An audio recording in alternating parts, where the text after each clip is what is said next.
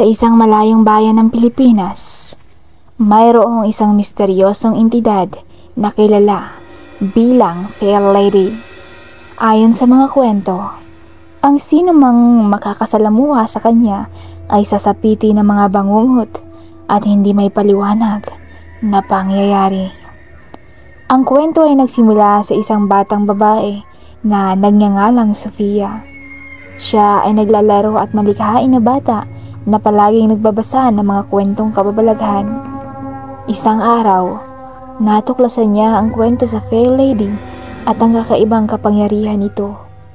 Nalaman niya na ang Fair Lady ay may kakayahang magdala ng mga bangungot at takutin ng mga tao. Dahil sa kanyang malikhaing imahinasyon, naging interesado si Sophia sa Fair Lady. Nagpasya siyang isulat ang sarili niyang kwento tungkol sa Fair Lady.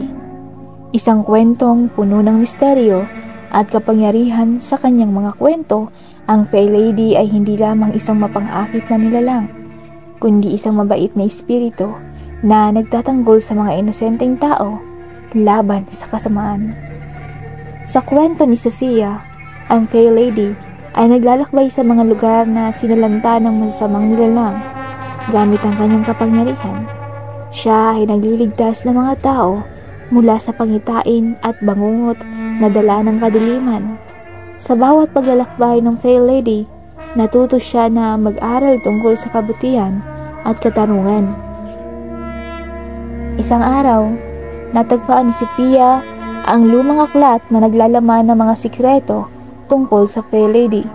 Sa pamamagitan ng aklat na ito, nalaman niya ang tunay na kasaysayan ng Fair Lady at ang dahilan kung bakit siya naging isang mabuting espiritu. Natuklasan ni Sophia na ang Fair Lady ay isang nawawalang prinsesa na niloko at pinatay ng masasamang nilalang. Sa kanyang pagkamatay, ang kanyang kaluluwa ay naging isang espiritu na naghahanap ng katarungan. Dahil sa kanyang pagkamabuti at katapangan, nagawang mabuhay muli ang Fair Lady at muling maghari sa kanyang kaharian. Tinulungan niya si Sophia na mabawi ang kanyang tunay na pagkakakilanlan at ituro sa kanya ang mahalagang aral tungkol sa kabutihan at katarungan. Sa paglipas ng panahon, naging kilala ang kwento ni Sophia tungkol sa Fair Lady. Nagkaroon ito ng malaking impluwensya sa mga tao, lalo na sa mga bata. Nagkaroon sila ng pag-asa na mayroong mabuti at malakas na espiritu na nagbabantay sa kanila laban sa kasamaan. Ang kwento ng Fair Lady ay patuloy na ipinasa mula sa henerasyon hanggang henerasyon. Hanggang sa kasalukuyan, ang mga tao ay naniniwala na ang Fair Lady ay isang tagapagligtas, isang mabuting espiritu na nagbibigay ng pag-asa at kaligtasan sa mga taong nangangailangan. Sa pamamagitan ng kwento ng Fair Lady, natutunan ng mga tao na ang kabutihan at katarungan ay palaging nananaig sa dulo. Ito ang aral na itinuro sa kanila ng kwento ni Sophia tungkol sa Fair Lady.